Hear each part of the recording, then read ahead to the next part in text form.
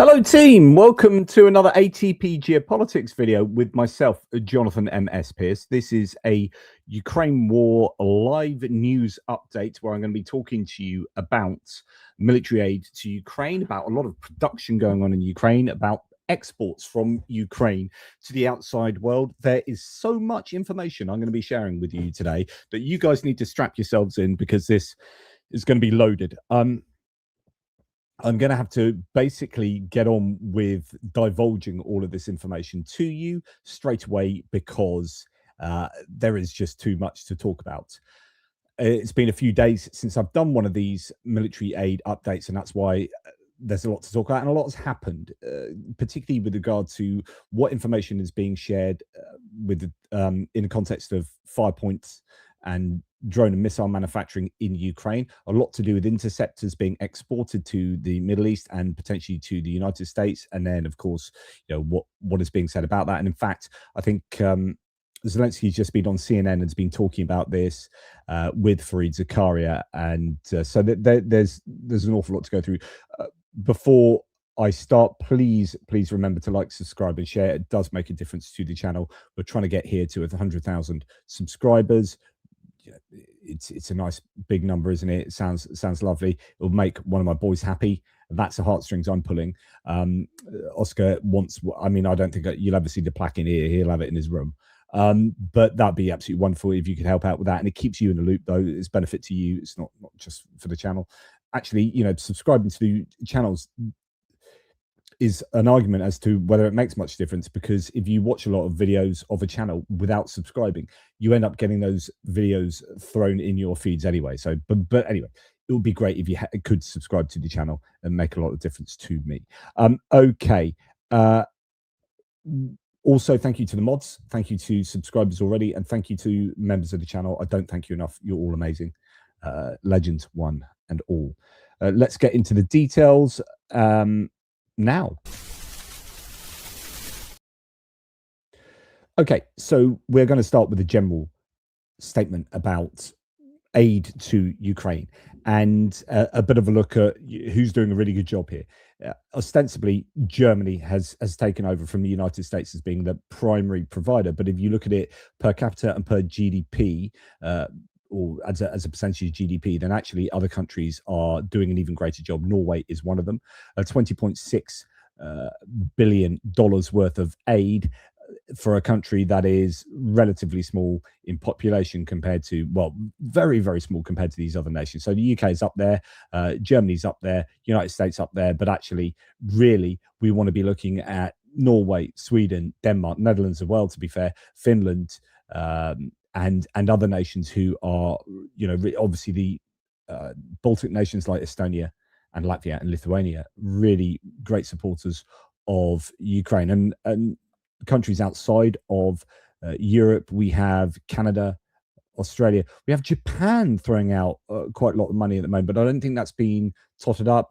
I'd be interested to see where they fit, because they've been throwing around some fairly big numbers recently in funding aid to Ukraine. So it'll be interesting to see where the Kiel Institute has them. But anyway, and it's funny, you're not hearing Donald Trump talk much about that 300 billion, 500 billion number that he used to throw around. Of course, the reality is far less than that. And we're not hearing that narrative as much anymore. And that's good news, because it's essentially disinformation or at the very least misinformation.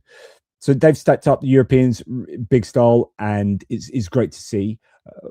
Next week in Brussels, there will be an energy Ramstein. The Ramstein meetings take place with 50 members of the Ukraine Defense Contact Group who get together. They discuss what Ukraine needs and helps them out. Now it's looking like it's going to be on the energy side of things. The first level of protection against debris and indirect hits has already been implemented. Work on the second level is ongoing at 84 substations, 134 critical elements. The total need for financing protection is 35 billion hryvnias. I don't know how much that is in dollars. Dennis Shmihal, the energy minister, has reported that by the end of the heating season, there will be about 9.5 billion cubic meters of gas in Ukrainian storage facilities. And by next winter, they plan to accumulate at least 13 billion cubic meters. Obviously, they need to keep that safe. I think Ukraine has done a really good job of getting their energy sector backup and diversified, decentralized. They're working on that obviously consistently, but considering how bad a winter it was for strikes on the Ukrainian energy sector, last few weeks they really have turned things around, apparently. So fantastic news there. Germany has secured 35 PAC-3 Patriot missile interceptors from European allies for Ukraine, or actually 30 from allies, 5 from themselves. The deal, Berlin offered 5 from the Bundeswehr stocks if partners contributed 30. Ukraine uses, and this is the important stat that I'd missed out on this one, Ukraine uses around 60 a month. So the average of Patriot PAC-3 interceptors, I don't know if that includes PAC-2. I'd be interested to see the finer details of that. But 60 Patriot interceptors a month, that's 2 a day. But that's PAC-3, then that's I guess that's better than if it's PAC-2 and PAC-3. So clock is already ticking. They use 2 a day. They need more, and they need them to shoot down these ballistic missiles. And of course, the Middle East is now going to be sucking up all of those excess missiles hanging around stockpiles or from production. They're going to be sent to the Middle East and to American allies there, or American forces in the Middle East. Ukraine can expect a package of Patriot missiles from Europe in the coming weeks, says Spiegel. We actually understand that they might have received the one, certainly from Germany already. Ukraine received PAC-3 missiles for the Patriot from Germany, and that's good news. So they've got at least 5, but they need 2 a day. So that's a couple of days worth of Patriot PAC-3 missiles from Germany. I mean, it's brilliant, but it shows how few and far between these missiles are. We're going to talk about the SAMP next generation missile system, which is the equivalent to the Patriot and can or should be able to shoot down ballistic missiles. Zelensky has said the Netherlands will provide $3 billion annually and invest in the Pearl program for air defense missile procurement, following talks with the new Dutch Prime Minister in Kiev the other day. The two countries also agreed to expand joint weapons production. That's something that's happening an awful lot, joint weapons productions between Ukraine and these other countries. But having said that they're going to contribute to Pearl, and all these other nations have contributed to Pearl, the Financial Times reports that the US delays in arms deliveries to Ukraine, or is delaying arms deliveries to Ukraine, because of Middle East, and peace talks have also failed. Washington has told EU countries that deliveries of the US arms may be delayed as a priority is now being given to customers in the Middle East. The delays could affect both air defense systems and other important weapons. Okay, just a general bit of chat here. I've reported to you over the last couple of days, in fact, the last 15 months, that Donald Trump seems to be an enemy of Ukraine. Is, I think, the easiest way to understand it. He has sided with the Russians, and that seems to be even more obvious at the moment. He was given an opportunity to denigrate Russia for providing intelligence to Iran to help kill American soldiers and blow up American material, and he didn't take that opportunity to criticize Russia. In fact, he switched it to criticize Zelensky. And really, from a psychological point of view, that should tell you everything. Here, as an interviewer, as a member of the press corps, I'm giving you an opportunity to criticize what is, according to anyone else's interpretation, an enemy of the state. The Russians are trying to kill Americans and are helping Iran to do so. I'm laying you up for you to spike it. You are, set, spike, you go for it, mate. You take out Russia. And in that opportunity, Trump attacks Zelensky. Now we're hearing Christopher Steele, for example, is someone who has mentioned this the last couple of days. He's one famous for the Steele dossier that had, the P tapes in them. Supposedly, intelligence that Russians had videos of prostitutes doing their thing with Donald Trump. And this was then roundly criticized because that information didn't come out, but it wasn't disproved. Like, many people still think that exists, but supporters of Trump will say Christopher Steele, the Steele dossier, therefore is all bunkum, and Christopher Steele is to be dismissed. But actually, that's a pretty dodgy thing to do, because the Steele dossier, by and large, is pretty, I think, pretty defensible, and they're just using that one claim, but they haven't disproved that claim. Anyway, Christopher Steele has recently come out and said, I've heard from people in the intelligence community in the United States and people in the intelligence community in Russia that Russia does have the Epstein files. and that therefore there is a leverage from Russia on Trump. Now, if that's true, and it wouldn't surprise me at all if it's true, considering the supposed connections between Jeffrey Epstein and the Russians and Jeffrey Epstein and Mossad, right? It's very clear that Epstein was connected to both. I've done whole videos showing you the connections there. And that's just a mere soupçon of the full amount of connections. Now, given that Netanyahu has very easily convinced Trump to join in a war in Iran, and given that Russia appears to be able to get Donald Trump to capitulate to them at any conceivable opportunity, it seems not just plausible, it seems highly probable that Russia has that leverage over him. And that indeed, Israel has that leverage over him. He appears to be doing what Russia and Israel wants. Now, what's interesting there is what Israel wants here with Iran is not what Russia wants. Although we are also understanding that Russia is making, Zelensky's come out today and said Russia's made $10 billion off the war in Iran already. And so there are all sorts of crazy conspiracy theories going on. But I would say that Donald Trump is, one, not a fan of Ukraine, and everything he says at the moment tells you that. Two, he is a fan of Russia, or at least he's doing Russia's bidding, because possibly, three, they have compromat on him, and that might involve the Epstein files. And that's why Iran and everything else that he's doing is a distraction away from the Epstein files. Everything, arguably, about the Trump administration is about the Epstein files. So when it comes to then this situation where, oh, we've got this war in the Middle East, we're just going to redirect all the weapons that Ukraine just happens to need to the Middle East, that helps Russia out massively as well. Now, there was also talk about how the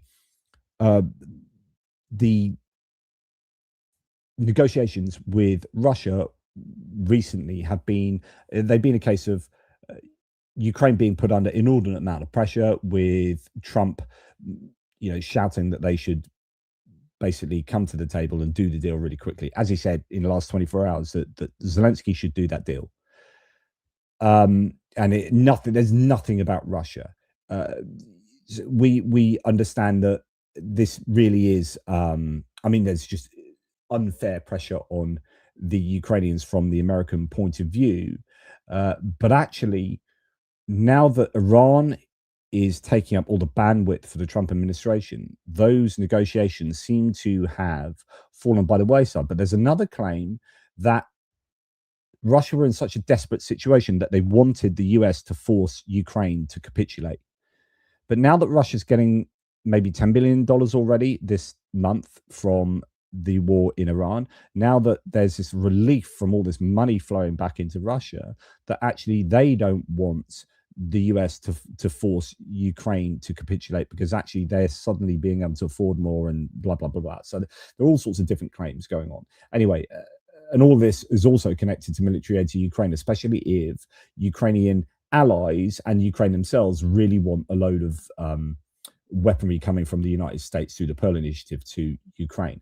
Now, Ukraine has received 2 humanoid robots, Phantom Mark 1s, for testing on the front lines. According to Time magazine, the machines are currently being used for reconnaissance, but creators claim that these robots will eventually be able to use any weapon accessible to humans and could perform combat tasks in the future. I don't know how much of this is true, what's going on, what the situation is, but this wouldn't surprise me. I mean, you've seen some of the Unitree robots that China has been able to illustrate. I mean, incredible feats of engineering that are very effective. They can do all this kind of kung fu stuff, but they are just fulfilling algorithmic, deterministic, I guess, commands. Is when you marry this kind of technology up with AI, where you're starting to wonder where it goes. But at the moment, I wonder how you would use something like this and what the advantage is, like what the terrain is that these things can operate on, and whether this is true, that this is actually happening. What is it? What is the advantage conveyed here, other than it's a robot and not a human? And you're kind of slightly more okay with losing a robot, even though it's incredibly expensive, than you are losing a human. the developers believe that deploying humanoid machines on the battlefield could reduce soldier casualties, so there's your advantage, and increase operational accuracy. That's an interesting thing, as robots do not experience fear or fatigue and can operate in extreme conditions. But I don't know. There's going to be, as you can see here, loads of criticisms about this, and I don't know. But you've got to start somewhere, right? If you are going to go down this route of having humanoid robots replace humans, one of the key areas you would want that is in the area where humans die, right? It's one thing talking about having a humanoid robot do, I don't know, become a cleaner in your home, some kind of maid robot, or I don't know, working in a hospital delivering stuff to wherever. I don't know. Like, yeah, okay, you're replacing a human, but that's replacing a job, and it's really useful for the humans to do those jobs, because otherwise we don't have no jobs. Replacing humans in a situation where they're likely to die, yeah, actually you can build up a much better case for humanoid robots doing this kind of work, working in the field of conflict. I don't know how far away that is, though, and you can have a big debate about that. Now, apparently, they have someone asks in the live chat here. Martin Lundstrom says, "Why not a dog-like robot instead?" Well, Ukraine have been provided with robot dogs. In fact, something like 2 years ago, I remember reporting on this. I have a feeling the British supplied them with a bunch, if I'm correct. I don't know. But yeah, so that has happened. The question is always like, what do you gain by having that? We know that the Chinese army have done training exercises with robot dogs alongside them, so kind of combined, if you're going to call it combined arms maneuvers, with infantry and robot dogs and whatnot. Yeah. Okay, moving on. Slovakian volunteers have joined the Czech initiative Direct Pro Patina. So this is one that is gift for Putin, that's raising loads of money to give stuff to Ukraine. They've given stuff like, I think, helicopters, Flamingo missiles previously, and all sorts. Jointly delivered 72 evacuation vehicles for the Ukrainian armed forces. In addition to the vehicles, the convoy also brought 110 specialized medical backpacks and 102 EcoFlow charging stations. Absolutely incredible. 72 vehicles for Ukraine. That is brilliant news. Evacuation vehicles there. So well done to those guys. Now, Belgium will start its own production of drones and counter drone systems in cooperation with the Ukrainian defense industry. Again, something that is happening all over the shop, according to the Belgian defense minister, Theo Franken. And that's coming from Militiani. We also hear Belgium is hiring a Ukrainian firm to build drones on Belgian soil, not just buying hardware, but importing the expertise around the most combat-tested drone program in the world. It's part of a wider NATO pattern. Europe isn't just supporting Ukraine anymore; it's learning from it. And if you're thinking like, well, okay, another bit of discussion here. So we heard from Jens Stoltenberg in the last 24 hours. So he's a former Secretary General of NATO. He's written a book since he left that role. And he was saying the last 24 hours that at the moment, he's not sure that NATO will survive Trump. So as a former NATO Secretary General, he is saying Trump, he's got 3 years. Trump might well be the end of NATO. And that's a guy that should know, because he was in that role. Okay. So that has happened. And then but aside from the existential challenges to NATO, if you are imagining Ukraine is going to accede to NATO at some point, what you want to do is, you want that interoperability. So they are using NATO weaponry and then kind of taking on NATO training, as they are with Operation Interflex and other things.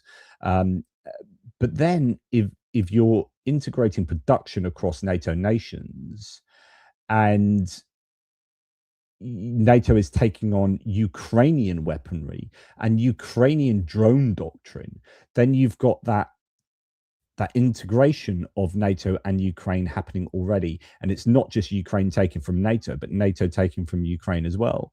And then there really isn't any excuse to have Ukraine in NATO.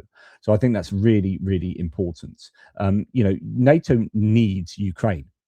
Ukraine can offer so much expertise. It really can to NATO. So it's insane to have countries not wanting Ukraine to join NATO. That then just becomes some weird ideological thing that I think is unjustified. Ukraine is set to receive 3,350 ERAMs. These are these weapons, these missiles. In fact, if we find out ERAM missile, just to remind you what they are, rather than here we go. Is that the extended range attack munition? ERAM is a new generation air launched precision guided missile designed for long range strike capabilities, primarily developed for use by allied air forces, including Ukraine. It was developed for Ukraine. So the ERAM missile was developed in response to the urgent operational needs identified by the US Air Force, particularly to enhance the strike capabilities of allied forces equipped with Western fighter aircraft like the F-16. Now, this was done under Biden predominantly. Then Trump takes over and they're due to receive these. Some were saying fairly soon, but I've seen that being put back. It says here, by mid-2025, ERAM progressed from a concept to initial production with over 3,000 units approved for delivery to Ukraine as part of the significant package.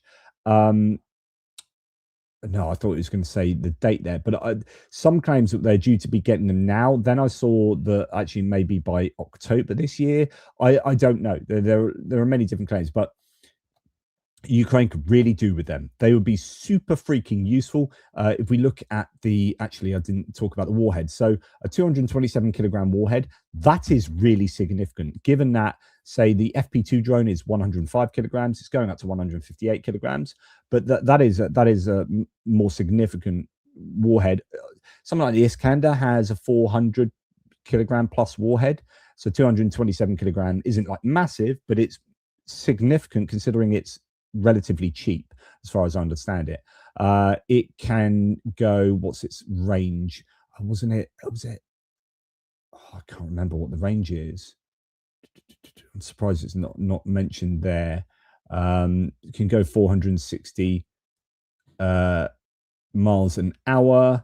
So let's look at the range to that. Oh, what are you doing, Pierce? Range. Right. Approximately 450 to 460 kilometers. Okay, that's pretty damn useful, right? It's not your longest, but it's not your shortest. Anyway, they're set to receive 3,350 of these. Adding these cruise missiles to Ukraine's own growing arsenal will severely hurt Russian war machine. The biggest threat to the delivery is not Russian air defenses, but Trump suddenly deciding to cancel or postpone it. Watch out for this. So if you're going to have any kind of barometer reading for where Trump is at with regard to supporting Ukraine or not, if there are impediments put in place, obstacles put in place to stop Ukraine getting these, that is a massive indication that foul play is going on between the US and Ukraine. They've successfully tested the Iran missile. This is February the 4th. Cruise missile for Ukraine, clearing the way for mass production of the low-cost weapon designed for long-range strikes. So that was talking about testing being finished. Now let's produce them. That was in February. So, you can imagine there's still a bit of time for them to get them. Now we are going on to Germany. Just seeing the view. Yeah, I see. This is something I was wondering actually, and actually I should have mentioned this. Antoninus Pius, maybe. Says, you don't think Trump will claim a greater need for Iran for Iran and cancel the delivery? I'll be amazed if Ukraine actually gets them. That might well happen. I don't know if that would require some tinkering with the US force. So at the moment, the kind of weaponry they're using, I don't know if you would have to change up the F-16s to adapt to these. Obviously, they've got that.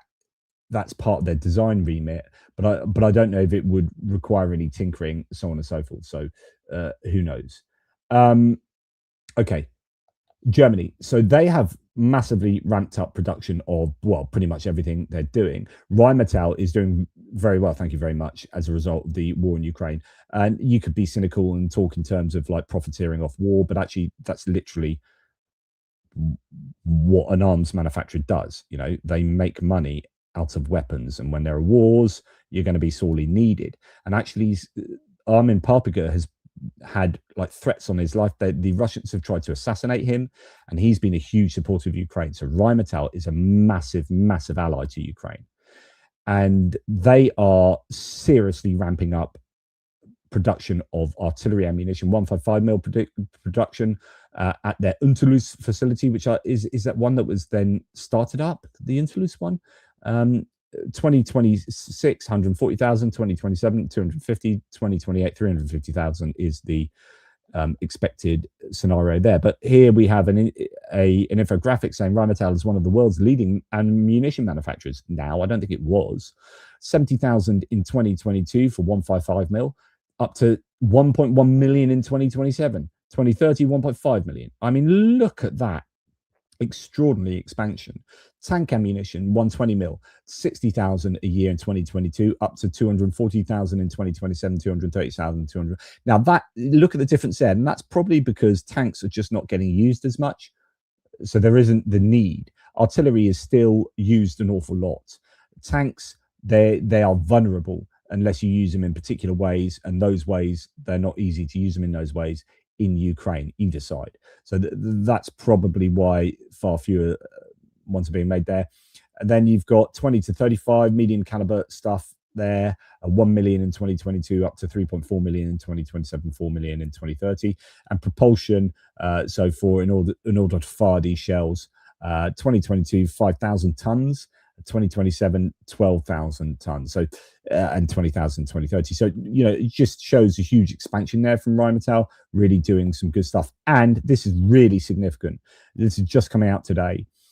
Germany has completed training for over 600 soldiers, Ukrainian soldiers, on the RCH 155. Now, if I remember correctly, the RCH 155, which is on the Boxer chassis, this is a new self-propelled howitzer that the British are going to be also taking on to replace the AS-90 that we gave all our AS-90s to Ukraine. Ukraine is receiving these. They've had one to train and mess around with, and I think there was this allowed the German company making this to then tinker with the manufacturing of it or whatever. I think they learned some stuff from because I think Ukraine was supposed to have these already, if I'm right, but they may needed to have done a bit like the Lynx infantry fighting vehicle. But correct, I might be wrong on that. But anyway, they're due to get, if I remember correctly, 54 of these, and I think that include then 9 command vehicles, because these are designed. Eventually, they will be not needing humans at all. That's why they're called remote controlled howitzer 155. So essentially, they won't need any humans, but these at the moment only need 2 crew, a crew of 2. Where you compared to some of the older self-propelled guns that need like 5 crew members. That's a huge advantage to use these. Honestly, it's so important. And also, if one of these gets blown up, you are not losing 5 people. You're losing, you know, kind of 2 maximum.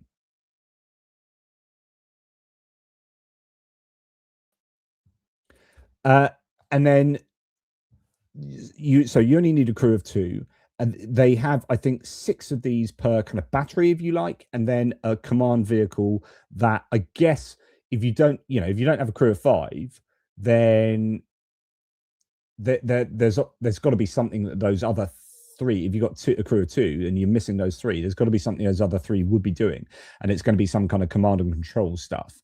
And so you have 1 vehicle for each 6 of these, I think. So they've got 9 control vehicles coming with the 54. But again, that's going on my memory from like a year and a half ago. Anyway, that they've got 600 trained on these and they've finished means that they're probably going to get these pretty damn soon. That is big. Defense Minister Boris Pistorius has announced this at the artillery school in Idar Oberstein. Ukraine is the first customer worldwide to order the RCH 155. I don't know if you guys remember all the way back in the beginning of this war when I was doing these videos, right? And I used to combine my geopolitical news with the military aid, with like I used to do them all in one, because you know there wasn't as, now there's just so much news. I had to separate them out, and this video is going to be huge. Okay, we were complaining at the time. Why the hell are they putting in orders for something in 2020 frickin' 6? And this was like 2022, 2023. And you're like, they need stuff right now. They need stuff now. Like, what are you doing considering this war in 3 years' time? Then when we started getting to like 2025, 2026, when these things are like, oh, we put these orders in for them. Oh, they're now being made. And we're like, Oh, right. No, clever idea. No, well done. Well done. You foresaw that this war would be that long and that you would need this new stuff, which is cutting edge, awesome kit coming online at a time when Russia might be struggling to get new kit on board. Very clever. So get loads of stuff, get some of your old Soviet kit from all over Europe and all over, ammunition and T-72s and whatever. Pick all that up. Some of these older T-55 variants from Slovenia and whatever. Get them all into Ukraine. Then get old self-propelled guns from UK, from here, from there. Brilliant. From Italy, get a load of that stuff, a load of M777s from the United States. And at the same time, put these orders in for the brand spanking new stuff that's going to be rolling off the production lines. So you're getting RCH 155s, they're getting Caesars, and they're getting Archers and all this kind of stuff, and hopefully some CV90s and stuff still ongoing. And it's that mix of everything that keeps Ukraine ahead of the game. So that's really, really cool. Good news there. Right, a Ukrainian Estonian company, Black Forest Systems, has created the Shadoks reconnaissance and strike drone for infantry units. This is a complex that is designed. I know nothing about this, so sorry, you guys can go and look this up. But apparently it's designed in such a way that anyone without FPV skills can use it. That's what you want. So you don't have to train people. Like, it's a plug and play, fairly intuitive. Go and use this system there. Very little training, but here's what it can do.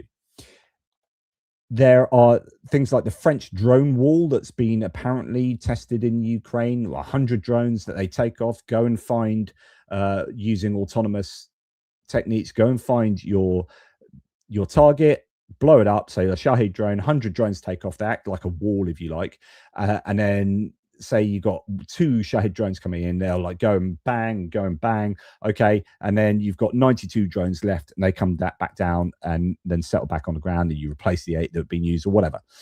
That system, it doesn't require any training at all. Literally, the guy that operates says, "Oh my goodness, there's some Shahids," presses go, and they all take off and go and do it. That's kind of what you want. That kind of system, I'm liking that, because you any kind of intensive training is obviously a cost, a resource, and a complication. Just plug and play, press go. Thank you very much. Right. Okay. SAMP. Let's go on to a very important bit of news. So Ukraine is to test the new SAMP, the SAMP NG, the next generation system from France and Italy, Eurosam, against ballistic missiles when they get them. Quote, the most important and main topic of discussion was when Zelensky was talking to Macron yesterday, or the day before, the Patriot alternative. We will see whether the new SAMP systems knock down ballistics. This year, we will receive a system that we will test against ballistics. Okay. So Zelensky warns of supply risks for Ukraine's air defense missiles and says Ukraine is negotiating to be the first in line for the European SAMP systems if they pass ballistic missile intercept tests. I mean, we understand surely these have already been tested, but I guess they're going to test them on the battlefield to see how effective they are.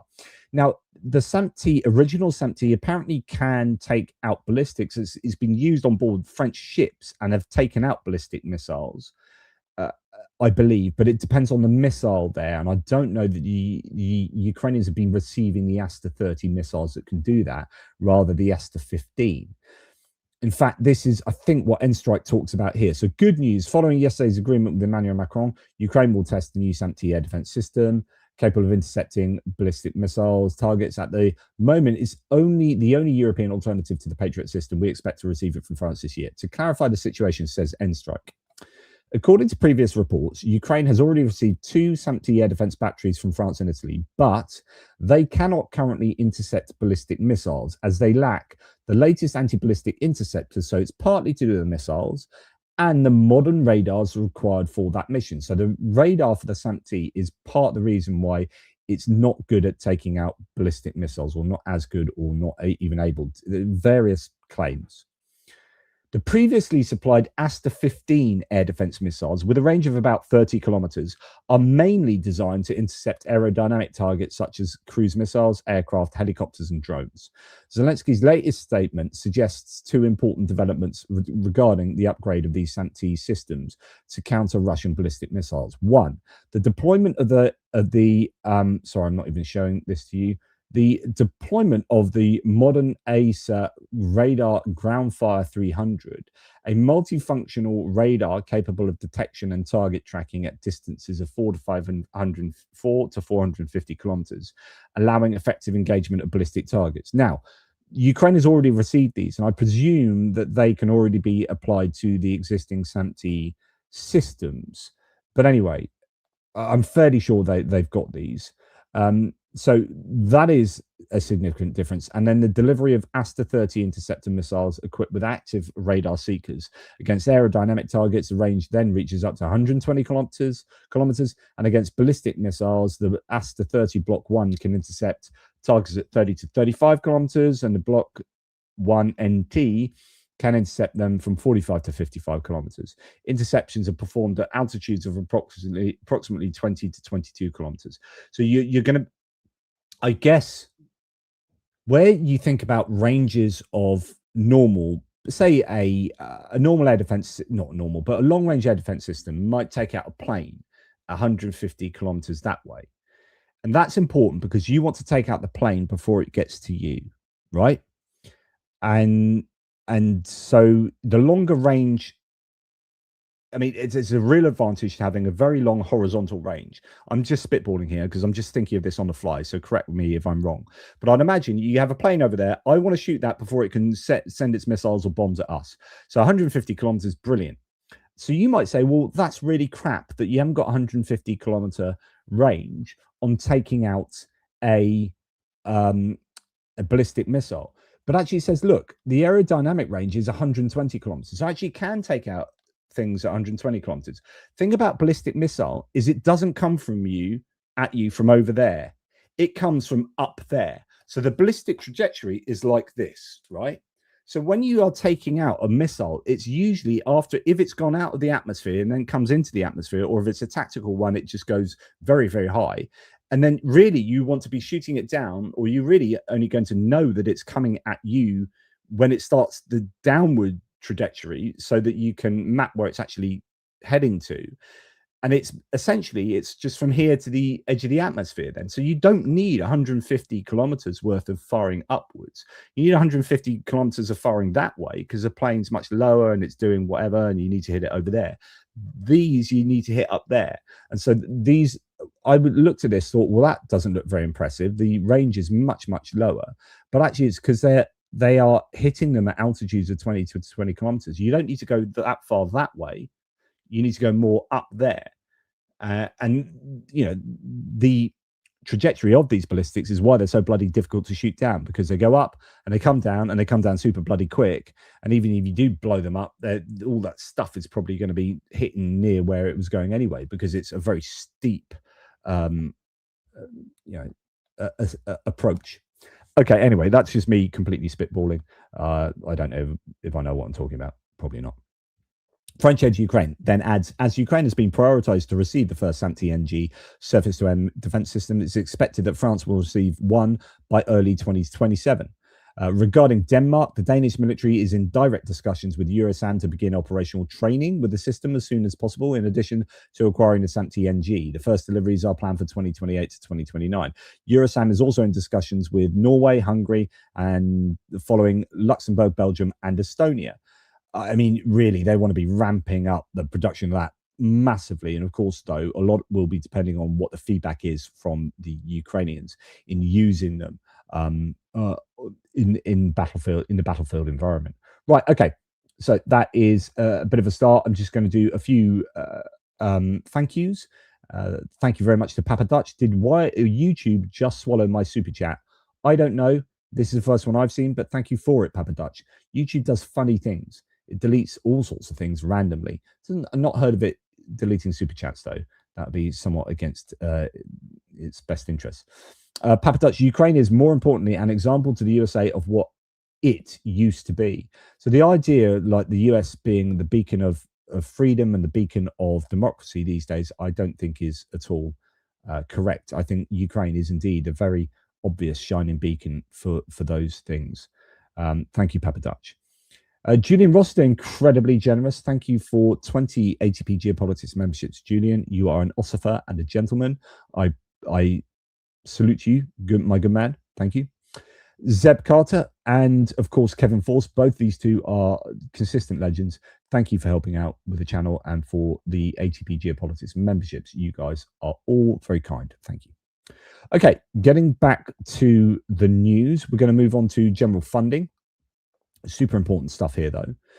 Sources said that after the IMF loan is approved, so the IMF has, I think, approved this loan that was supposedly contingent on a $90 billion euro EU loan to Ukraine. And it was a bit of a worry that they weren't going to receive it, the IMF loan, because the 90 billion euro loan looked dodgy. But I think they have received the IMF loan. But anyway, sources said that after the IMF loan is approved, Ukraine should have enough budget funds until early May to last and fight. This gives the EU enough time to resolve the issue of Hungary's veto on a 90 billion euro loan for Ukraine. The bloc can work on this issue after the elections in Hungary. Now, we have heard from, we know that at the moment, we know that Hungary is vetoing that 90 billion euro loan. And Robert Fico from Slovakia said if there's a change in leadership in Hungary and they change their position on the loan, then we will start vetoing it. So those are your two problems. If Orban and Fico refuse to unblock the 90 billion euro loan for Ukraine, says Miria Dritsko with reference to this Politico article, our Baltic and Nordic brothers and sisters are ready to step in with about 30 billion euros in bilateral loans to help keep Ukraine afloat in the first half of the year. This is absolutely fantastic. So worst case scenario, the legendary, awesome countries of the Baltic and Nordic states that are supremely helpful to Ukraine are going to continue to be supremely helpful by stepping in and saying, we'll do a series of bilateral loans to Ukraine as a stopgap. I presume it means then when the whole big EU loan comes in, if it does thereafter, then theirs would be deducted from that. Europe's plan to keep Ukraine afloat, even if Hungary keeps blocking that loan. Now, then you've had Donald Tusk, and by the way, Tusk gave a very worrying statement today about how the politics in Poland at the moment, with the PIS and the rise of the far right in Poland, is their membership of the EU is seriously in the firing line, which is super worrying, especially since Poland are doing really well economically, and they're doing really well economically at the moment precisely because they've been a real beneficiary of being a member of the EU. Like, this is a shining example of the success of the EU. And so you get these EU skeptic parties then somehow getting into power and then cutting off the hand, biting the hand that feeds them. Which is absolutely insane. Anyway, that's slightly worrying from Tusk today. But Tusk has said, I'm convinced that Europe can safely use a 90 billion euro loan for Ukraine without waiting for additional approval from Budapest, from Orban. You've heard this from Ursula von der Leyen as well. So it seems that some of the big thinkers, in the big movers and shakers in the EU, are confident it's going to go to Ukraine. But I don't know. I'm always wary. Anything involving Hungary and Orban and Fico gives me the heebie-jeebies. EU member states are preparing a 30 billion euro in bilateral loans to Ukraine that would bypass those vetoes. The funds are led by the Nordic and Baltic states. They would cover Ukraine's budget deficit through the mid-year. The EU has approved a new 1.5 billion euro package of programs for Ukraine's recovery, according to Deputy Prime Minister Kuleba. They explained how the funds would be allocated. 466.5 million would be coordinated by the Ministry of Communities and Territories Development. According to Kuleba, the funding includes 106 million for road repairs, 123 million for housing restoration through the Energodim and Vidnovidim programs, 26.5 million for the construction of shelters, 132.5 for railway infrastructure development. So that's all good news there. So the EU has approved. I don't know if this sounds like the same. That's $1.63 billion. Yeah. So that is that reiterated. We have then Germany provides Ukraine with an additional 200 million euros in aid to strengthen defenses against Russian attacks. The funds will be directed to reconnaissance drones and civil defense to better protect people and infrastructure from bombing, according to the Bundestag president. So the Germans coming up with the goods there.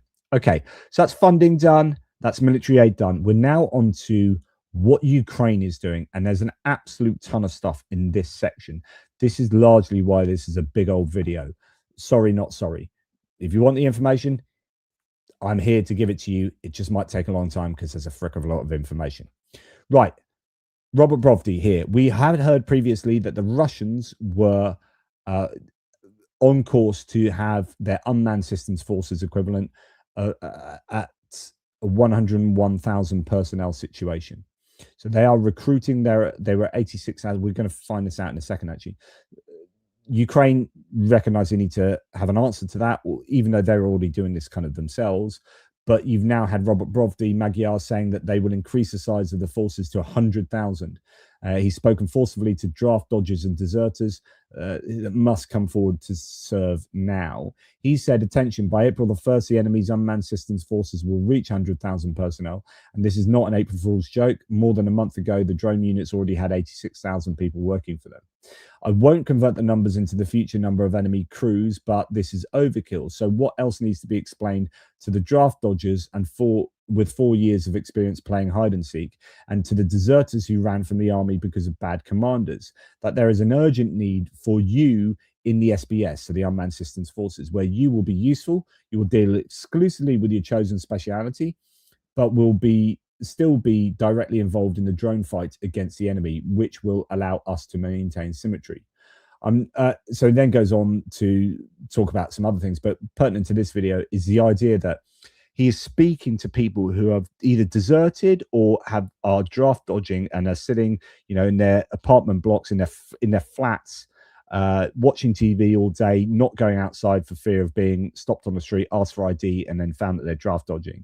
He's saying to you guys, if you've got skills, we can accommodate those skills and you can be in a drone team here. And actually, you're not going to be on the front line fighting in the trenches. Come and sign up for us. And I think that's a fairly clever way of going about things. But they also need to make sure they've got an answer for what Russia is doing in mass. So Russia's responding to the Ukrainians themselves. Russia has realized that Magyar's birds and the unmanned systems forces is the way to go. They developed the Rubicon in answer to that. And then they're like, right, if we are losing to Ukraine in this domain, we need to get, I've talked about this the other day in a whole video on Ukraine needing to recognize where Russia are doing a good job and then get to parity or beyond that. And I said, once you do that, then you're in a better position than the enemy, right? So, for example, where Russia are releasing X number of guided glide bombs a day because they've got more planes and more bombs, Ukraine needs to answer for that. Because if they can't answer for that, then they're going to consistently be at a disadvantage. And you can't prevail, you can't win in a war when the enemy has significant advantages over you. So you have to either you have to be able to outproduce them in whatever it is with direct analogs of that, or you find a way around that to do other things that functionally are the same as that. So, for example, and I'm going to make up this number, if the Russians are releasing 200 guided glide bombs a day, the Ukrainians either need to produce more than 200 guided glide bombs a day and get as many planes to fire them, enough planes to fire them. So you either outdo the Russians in that exact category, or if you can't do that, so the Ukrainians can't get hold of enough planes to do that, there's contested airspace and they're not clearly getting enough guided glide bombs, and they for some reason can't produce enough of these things. So what can we produce that does the same job as a guided glide bomb? Okay, an FP2 drone. So it's got a 200-kilometer range and it can now do 158 kilograms worth of explosive damage. Actually, that's really significant. Right, if we can produce hundreds of those a day, then we can start using these in a way that we would use guided glide bombs, and we can use them close to the front, and we can shellac the Russian troop accumulations, drone teams, logistics, this, that, everything, air defense, whatever it is. These things can be used as the Russians use their guided glide bombs. And if we can outproduce then the Russians with these things, then that is us getting the advantage over the Russians. So Ukraine has to get the advantage over the Russians in every single domain that we're talking about. And here the Russians have taken that idea and they've gone with it. It's like, well, Ukraine had the advantage in drones. as they had. I mean, it seems to be like back and forth, but Ukrainians had the advantage in FPV drones. So the Russians got the advantage in fiber optic drones. Ukrainians are playing catch up with that.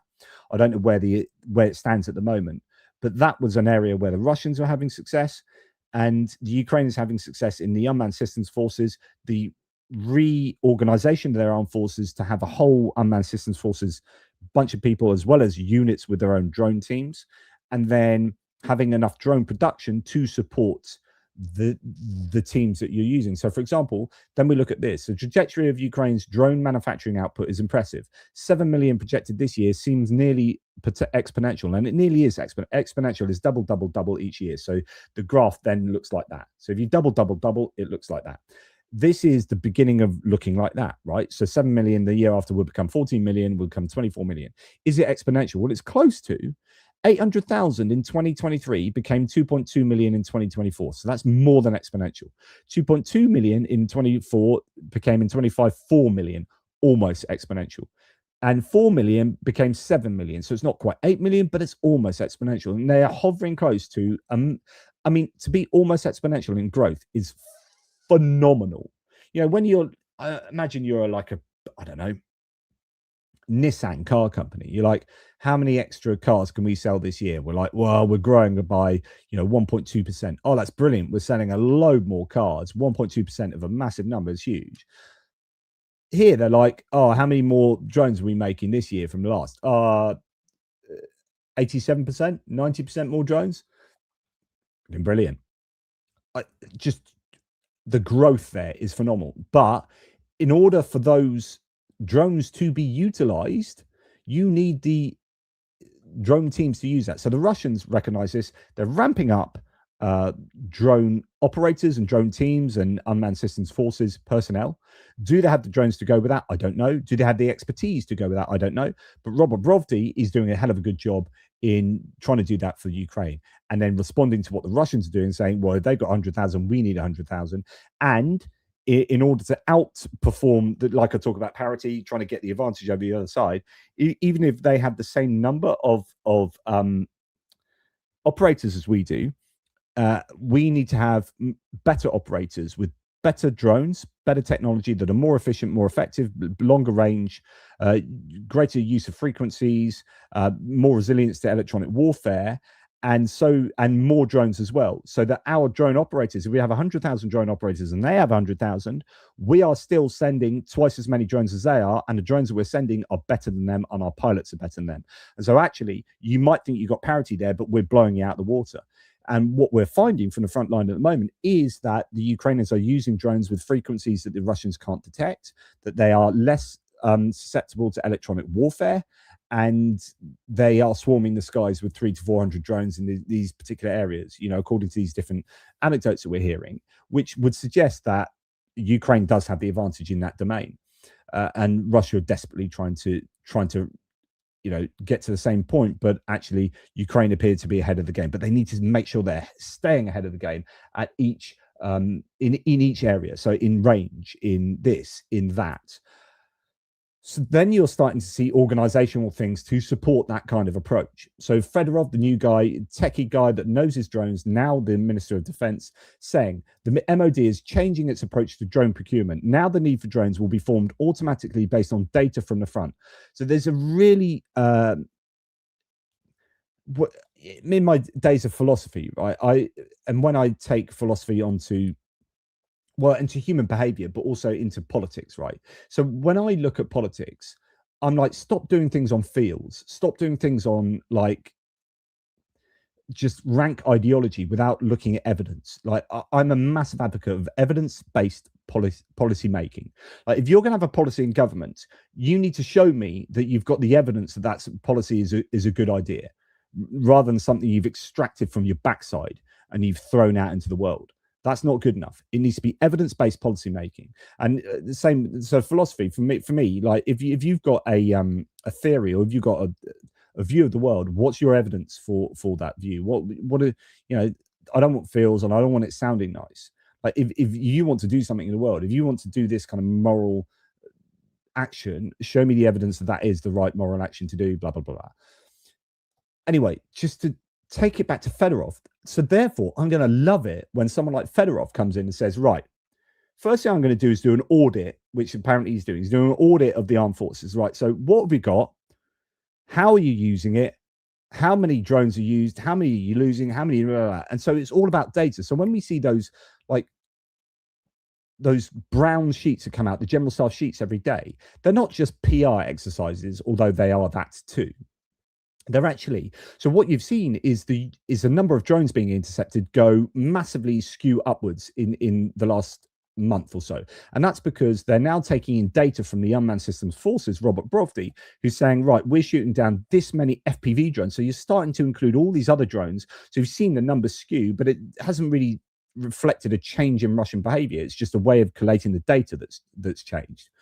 But it's really important. So that data is super important, because out of that data then becomes evidence-based decision making, right?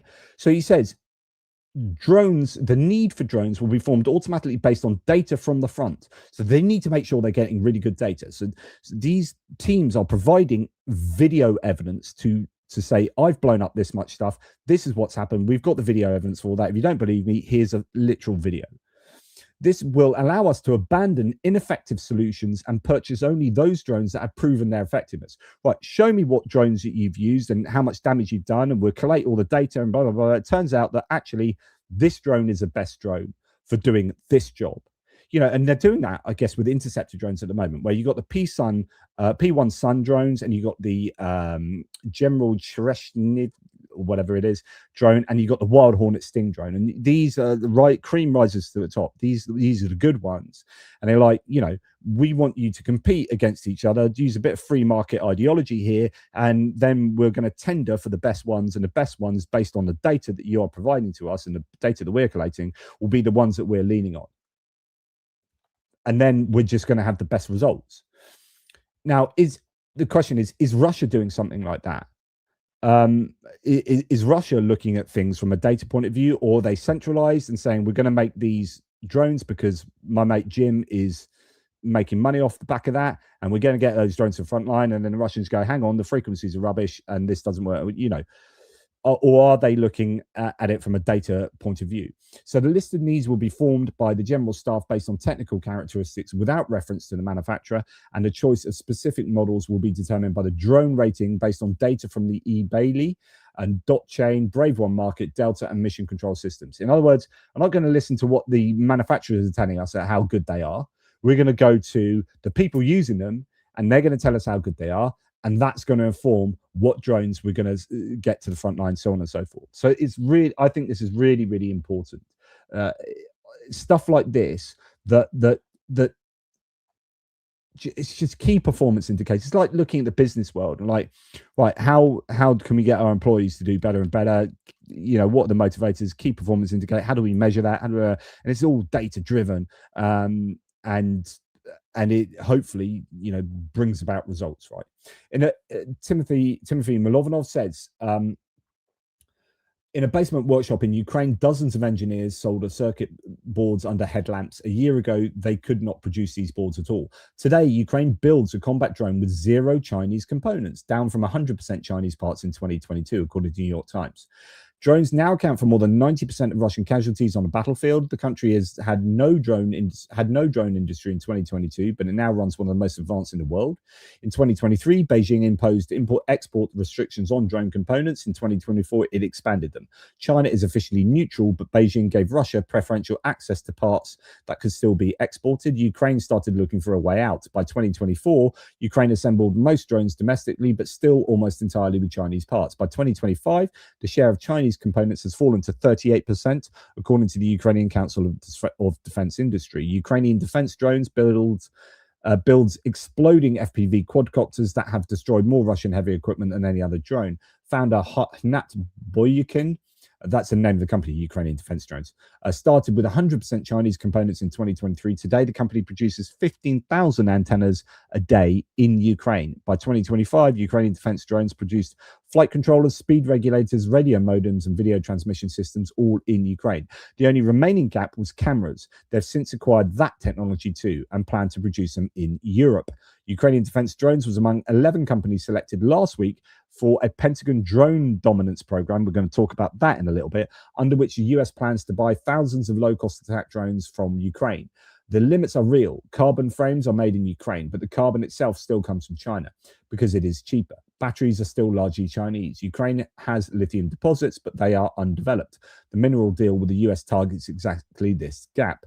Ukrainian and Russian companies often buy parts from the same Chinese factories. A Ukrainian official said Chinese factory bosses keep a precise schedule, so Ukrainian and Russian buyers never cross paths on the production floor.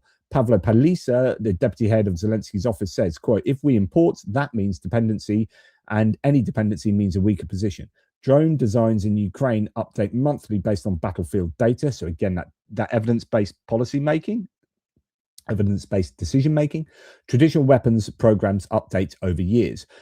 Quote from Bayukin, we deliberately chose the most difficult path, building an independent drone production, because Ukraine is now fighting for its place on the technological war, and we are gaining this experience with our own blood. So again, after the war is over, Ukraine is then in the best position to be able to manufacture and export this stuff themselves without reliance on China. Now, Woofers here says something that everyone needs to be keeping in mind when watching Ukrainian strikes into Russia and their ongoing DEAD, destruction of enemy air defense campaign, so blowing up surface-to-air missile launchers and radars, is that there are a lot of missile drone programs that are maturing for Ukraine. The FP5, the Flamingo, is here and is scaling and improving. They're soon going to be making their own engines for that. They're still using the old plane turbojet engines or whatever it is. The FP7, this is the ballistic missile, short-range ballistic missile, tactical ballistic missile, is in testing, and we'll see test launches at the Russians this year. I think that's the FP7 rather than the FP9, which is entering tests. One of those is going to very soon, the short range one is going to soon be used. Neptune and its variants, this is a cruise missile, are here and scaling and improving, including increasing range, although I haven't heard much of the Neptune recently. Storm Shadow production is re-established and slowly scaling.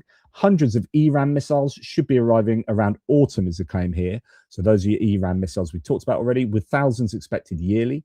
The British are working on the short-range ballistic missile called Nightfall, which could arrive as soon as next year. Also working on a Breakstop, which is an air-launched cruise missile, which is seeing completion between the Tiger Shark and Crossbow jet drone cruise missiles.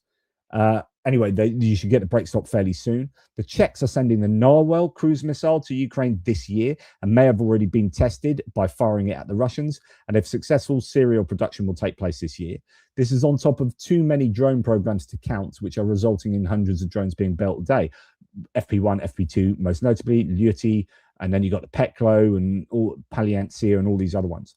The Russians have one of, if not the most dense IADS in the world. So their air defense systems is very dense, particularly around Moscow.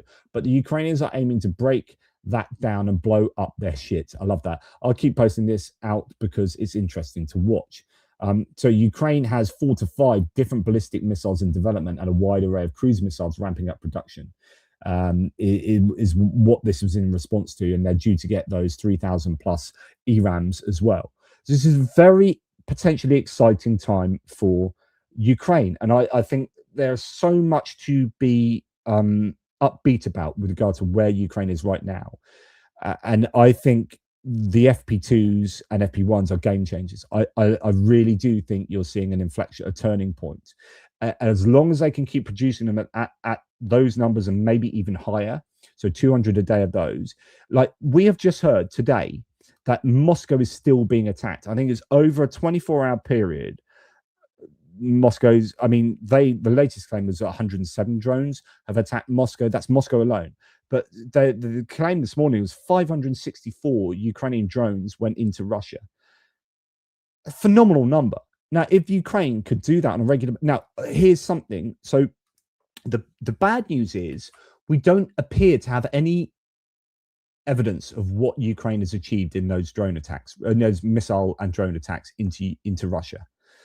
The good news is we've got a reason for that. So there has been an internet shutdown for 2 weeks in Russia, Everyone's wondering why that is taking place.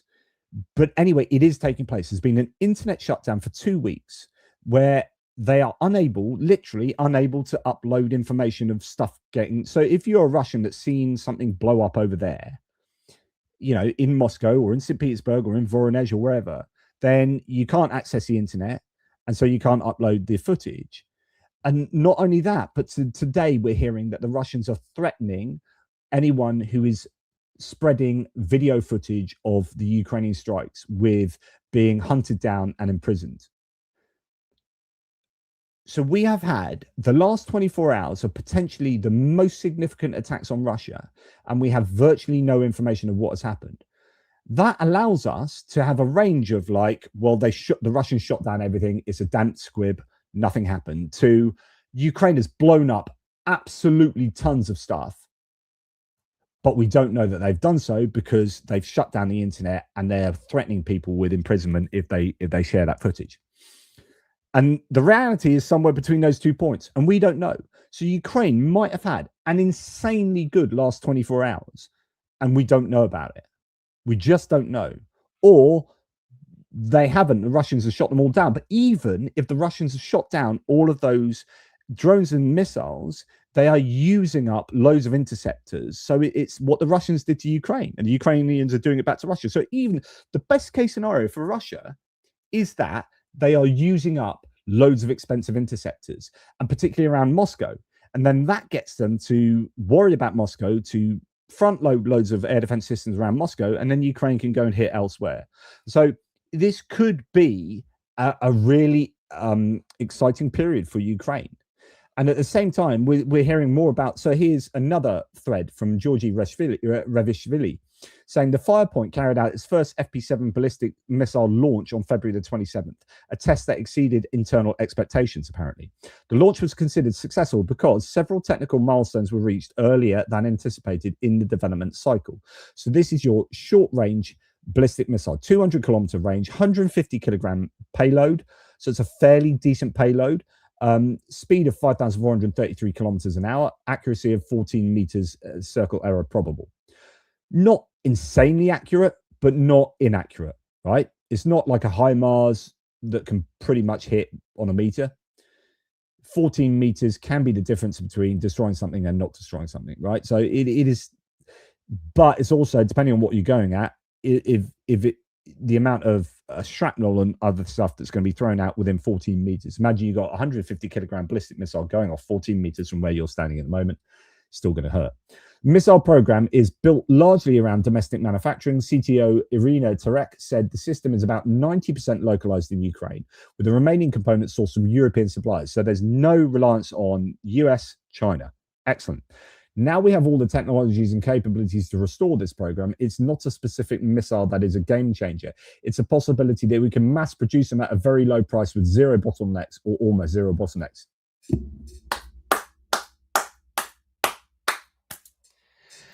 How long have I been talking to you about all of these things are game changers?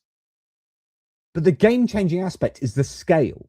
Like the FP1 on its own, like if you've got 2 of those to send at Russia, that ain't going to change the game. If you've got 2,000 of them to throw at Russia in 2 days, that changes the game. Thank you very much. Because that would just overload the Russian air defense systems. These guys are like, the missile itself isn't a game changer, but it's the possibility we can mass produce it really cheaply with no bottlenecks in production at almost no bottlenecks. That's a game changer. The only issue is the amount of moolah to buy these things. Is the money. So the game changer is the money.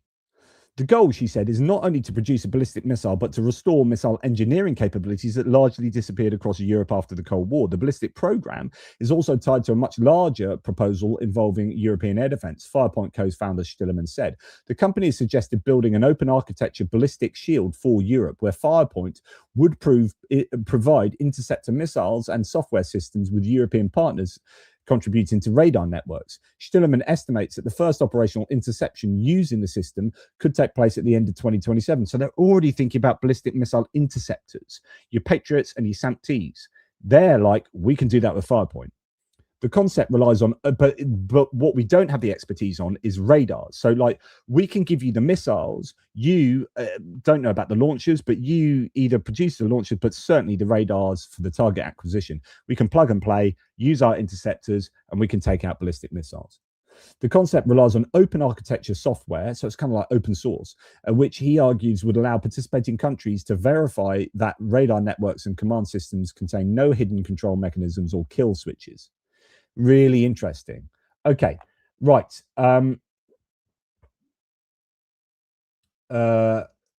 Right, so okay, Rock Butcher having a bit of a go at me here. Again, with hyperbole, JP, 14 meters is a kill zone for an 80mm mortar round on an ideal surface. If you want to comment on CP, do some research first. No, my point was 14 meters isn't 1 meter. 1 meter is better than 14 meters. 14 meters is still going to hurt a lot. I mean, that's what I said with a ballistic missile.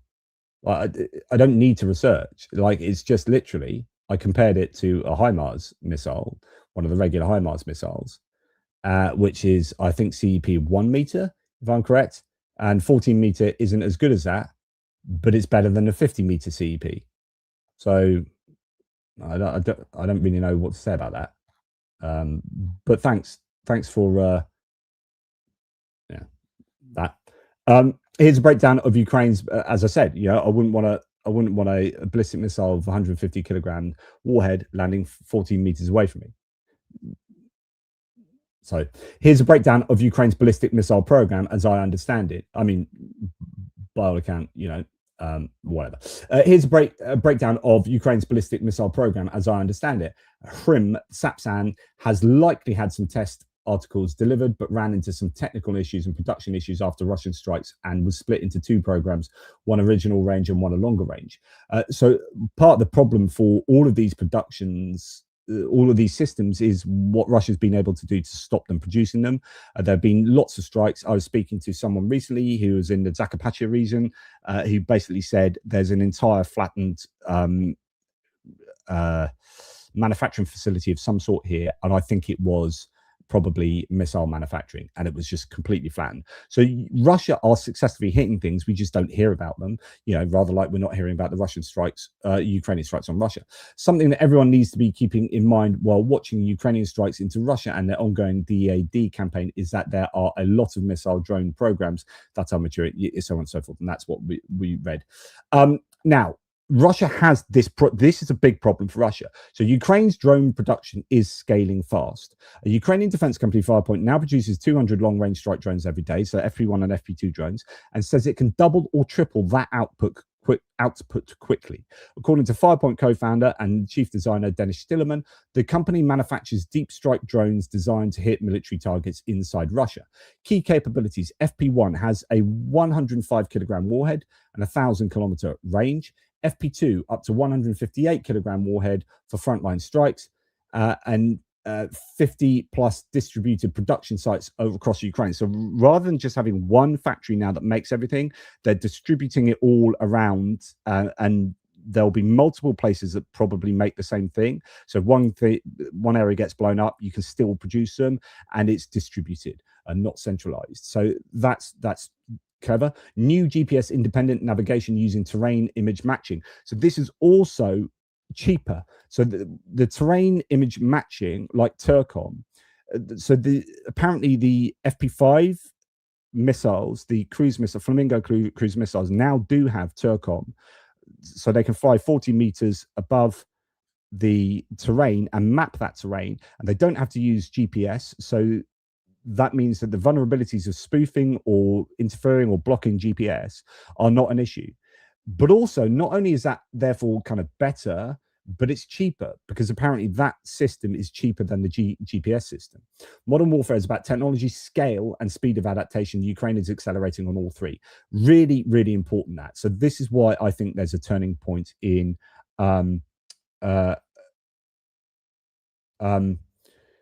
Ukraine currently produce more cruise missiles than the entire European Union. Meanwhile, our stockpiles are nowhere near.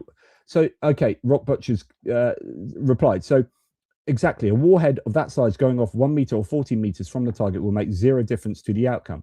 See, this is where I completely disagree, because if you're talking about just a flat terrain, then maybe. But we're not talking about flat terrain. We're talking about maybe a building, right? So if you get in the middle of that building, because you've got 1 meter, then that ballistic missile goes straight into the production facility of that building, which may be a protected building with some kind of, decent walls and whatnot. And if you get 14 meters over there, then it misses the building. So it makes, and therefore it damages a wall on the outside of the building, but it's not damaging, probably not damaging all the equipment inside that building that it would do if it hit. So like, I don't know how you can say 1 meter and 14 meter makes no difference. If you're trying to strike the Yellow Booger, like, oh no, it's too far for one of these missiles, but like 1 meter is better than 14 meters for accuracy. Like, otherwise, they wouldn't be spending billions of dollars trying to design things that become more and more accurate. You know, if you're throwing that missile at a bridge, right? The difference between 1 meter and 14 meters is missing the bridge. So I honestly, I don't understand this comment. Like, I understand if you're talking about a bit of open land, then yeah, but we're not talking about a bit of open land. So you know, okay, we can, you know, dude, if it misses a bridge, it misses a bridge. It doesn't matter how big the warhead is, unless it's nuclear. Like, you know, 100. We're talking about 150 kilogram warhead here, right? That's the FP7. 150 kilogram warhead. If you are firing that at a bridge and it misses the bridge and it goes into the water, then that's a bit of a shame. So I think 1 meter, like, okay, maybe you don't think 1 meter and 14 meter makes any difference at all. I'm just making a point that I think 1 meter is better than 14 meters because I wouldn't want to miss the bridge. Anyway, I may be wrong. You don't have to be out of here. Like, you just say why 14 meters is equally as useful as 1 meter. Like, do you, Rock Butcher, would you agree that 1 meter is a better CEP than 14 meters? Yeah. You may have fired more munitions than I have, certainly, but it's just a simple question: is 1 meter better than 14 meters for a CEP, especially if you want to hit something really accurately? If you want to hit something accurately, I assume 1 meter is better than 14 meters.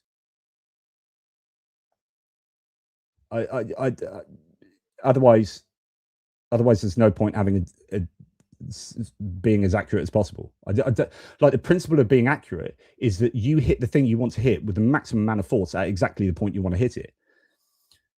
So here's a great example, Rock Butcher, and you may have fired more than me, but there was a 14 meter. So they used, and by the way, this was using 1,150 kilogram warheads on the Flamingos. Remember, they sent those 3 Flamingo missiles at the at that yard that had those hovercrafts and whatnot. And you had one that hit out there, one that kind of hit, and one that hit in it. And you're like, and literally, I think, like, you know, that was your CEP kind of in practice. And great if it hits it bang on, did maximum damage, and that one did nothing because it literally landed in the water, and that one landed on the edge, right? And you're like, okay, well, if all of them had a CEP of 1 meter and did hit on 1 meter, then you've done maximum damage. And that was with the Flamingo with 1,150 kilogram warhead. So I think that's a good example of, like, it's better to have a 1 meter CEP than a 14 meter one. So anyway, there you go. I won't die on that hill, but I just, yeah. Ukraine currently produces more cruise missiles than the entire European Union. Meanwhile, our stockpiles are nowhere near what is actually needed to deter Russia. We have the industrial potential to fix this. It's time to stop talking and truly step up production. Well, you know, it's quite incredible that Ukraine is doing that during a war. Iskander costs $700,000 and the Flamingo costs $500,000. There are different numbers for this. Iskander, some claims that depending on what the Iskander can be, like 3 million. So it just depends. We produce 3 missiles a day, three Flamingos a day. Once we complete our own engine, we'll be able to produce as many as a MOD can afford. So again, it's like the FP1 and FP2. They can just double, triple the manufacturing of those. With these, they're like, well, when we produce our own engine, you know, sky's the limit.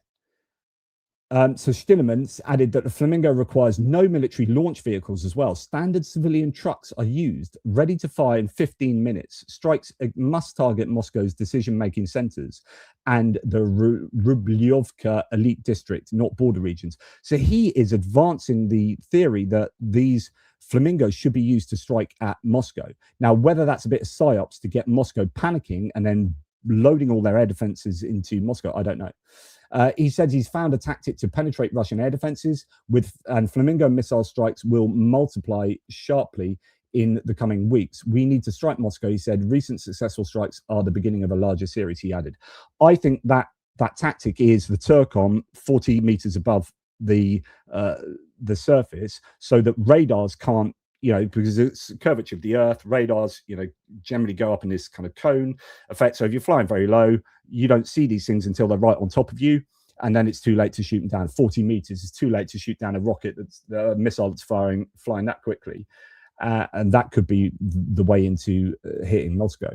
He says as well, a representative, he said work is underway to increase the warhead capacity of the FP1 from 105 kilograms and at a range of 1,000 kilometers plus, and the FP2 the FP1 to 105 kilograms, which is what the maximum warhead of the FP2 is. So you're making the long-range drone have the capacity of the present near-ear drone, and then you're going to take the near-ear drone, the FP2, to 158 kilograms, thanks to a new wing integrated fuel tank design. So that's more information there. And he said that the FP7 ballistic missile has passed all 3 test launches, covering 300 kilometers at 2.5 times lower the cost than Western equivalents. The FP9 reaches 850 kilometers at over 1,200 meters a second on impact. Really, really impressive, because that is faster than the Iskander considerably, I believe. Is it the Iskander something like 800 meters a second? Like, it's considerably faster. Designed to defeat Moscow's air defenses, tests are planned in the early summer. That's for the longer range one. Okay, so that's all the FP stuff.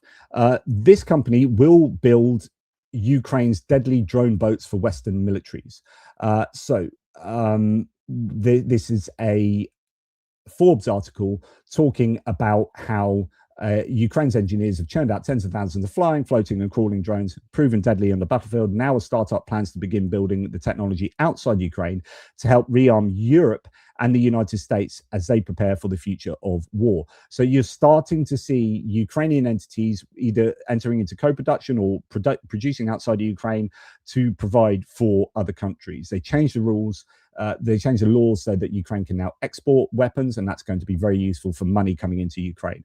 Zelensky said Ukraine can manufacture its own ballistic missiles capable of intercepting Russian missiles and even supply all of Europe with them. So again, it's the idea of like exporting to Europe. Kyiv needs a license from Washington, but hasn't been able to get one for the past 4 years. So this is with regard to making Patriot PAC-3 interceptors under license. We need just one thing: licenses from the US. I've discussed this with previous administration, with the missile manufacturers. I personally talked with partners searching for their help, with NATO leadership, and also with the current US administration. So far, we haven't received the licenses, but with the industry we built during the war, with these technologies, with our engineers, I'm confident we could produce a large number of missiles very quickly, supplying not just Ukraine, but all of Europe.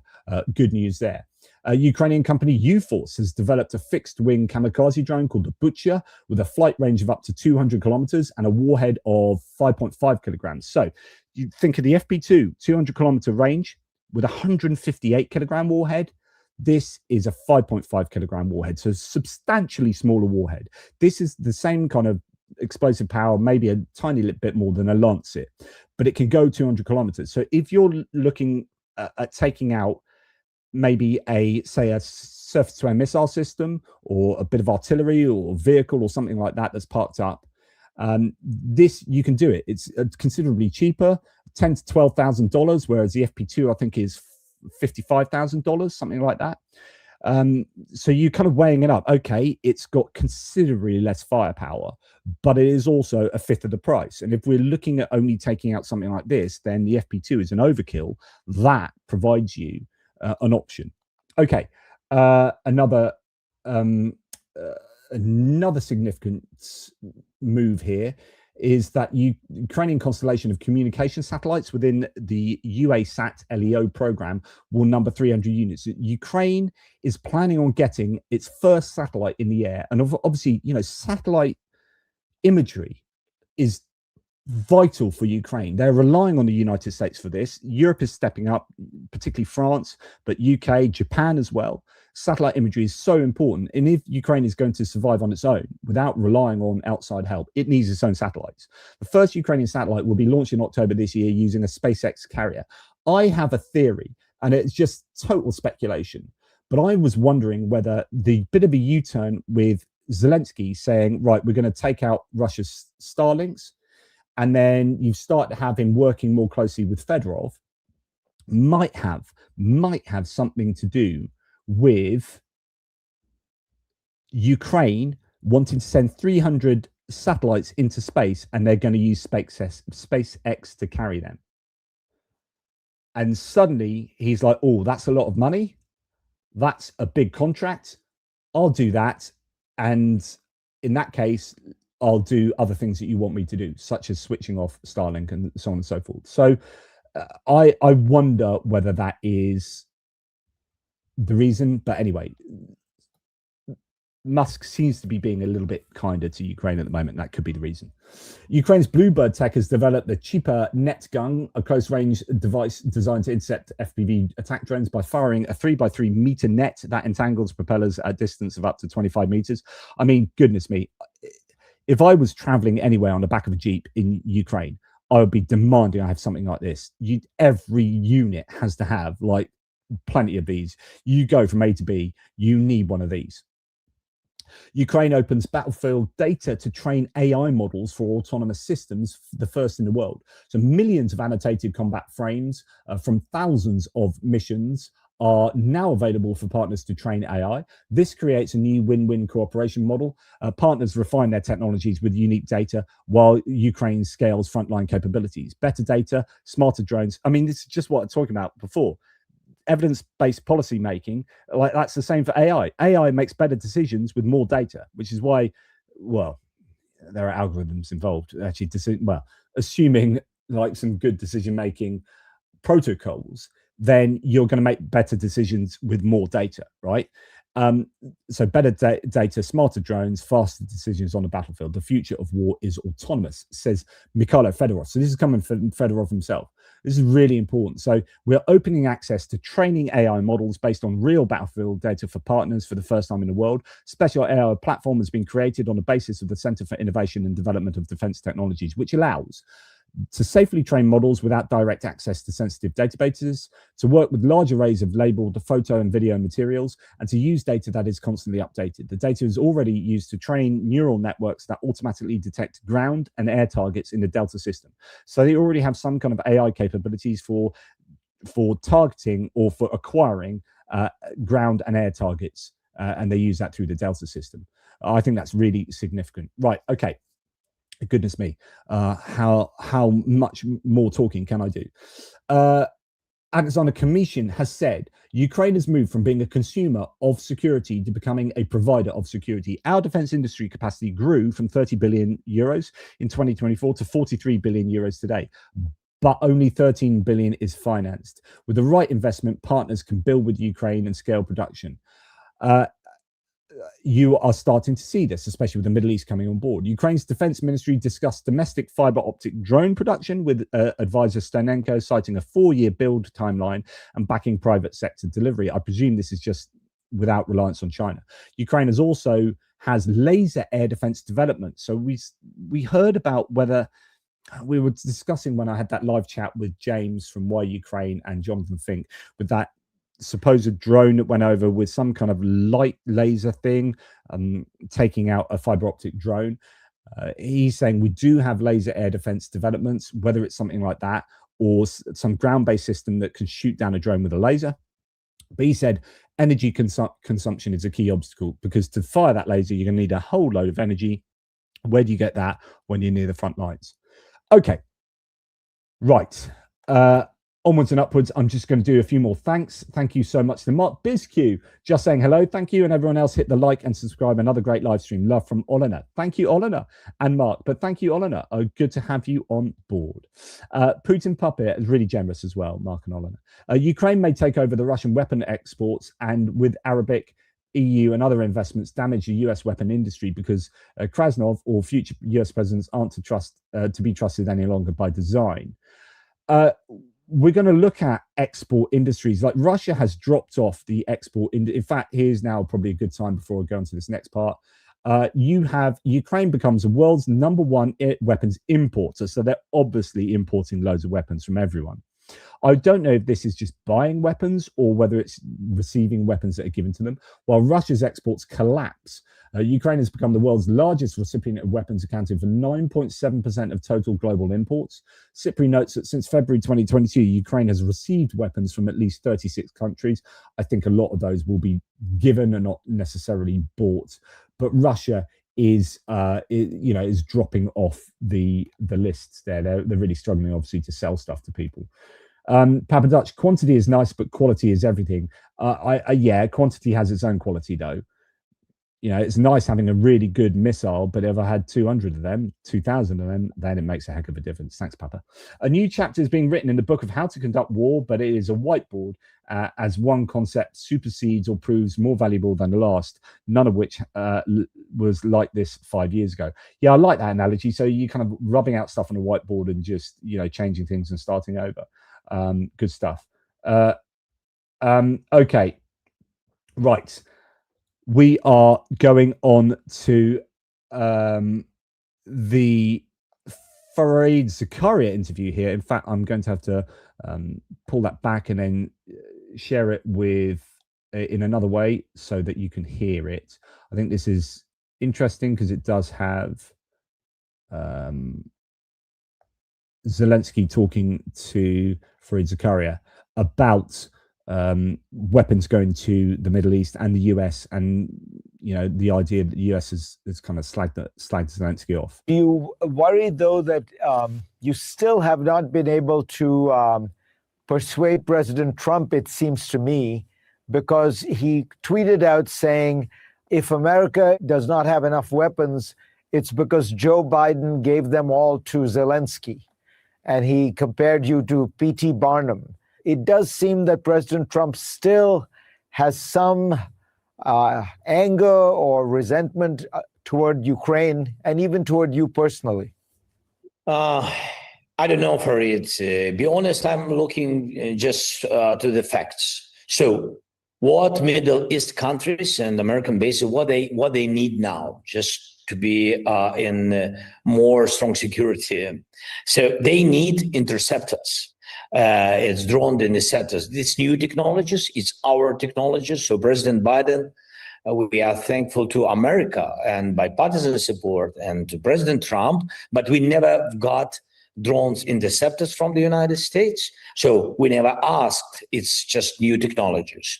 But we've got Patriot missiles, and we are thankful to America that we could get some missiles. But also at the same moment, I want to underline that Middle East partners had more missiles for Patriot than we've got from the United States and Europeans during all the war. They used more missiles. They used more than 800 Patriot missiles during first attack, during first 24, 36 hours. So more than we had during all the months. But when we speak how to close the sky, we gave what we had.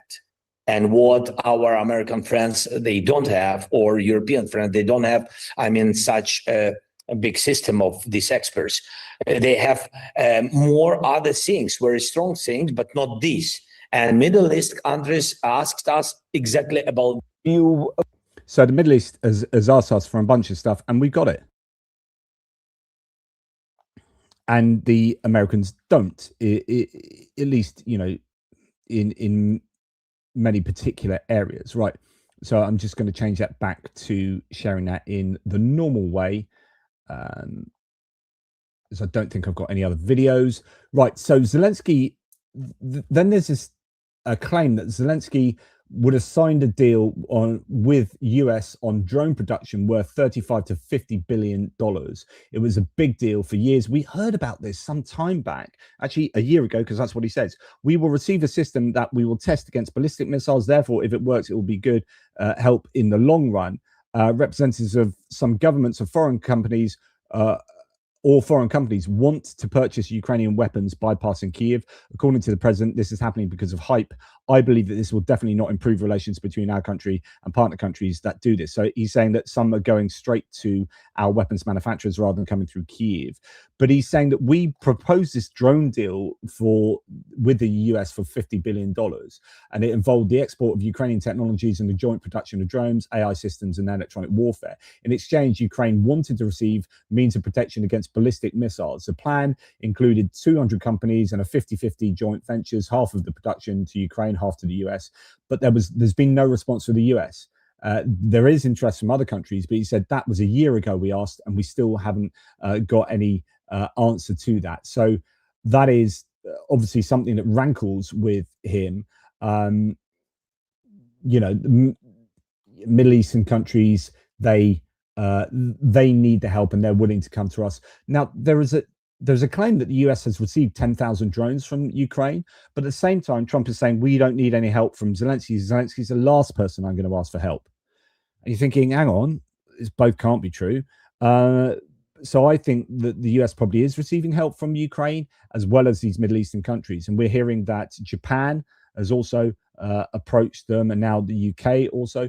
A shared threat can rapidly form new and important alliances, says Maridrutska. Saudi Arabia, Qatar, the UAE, and Kuwait are all urgently seeking Ukrainian drone interceptors as they deal with attacks from the Shahed drones. Expect big news shortly. So there's the idea that Saudi Arabia is prepping a huge deal for Ukrainian weapons amid this drone threat.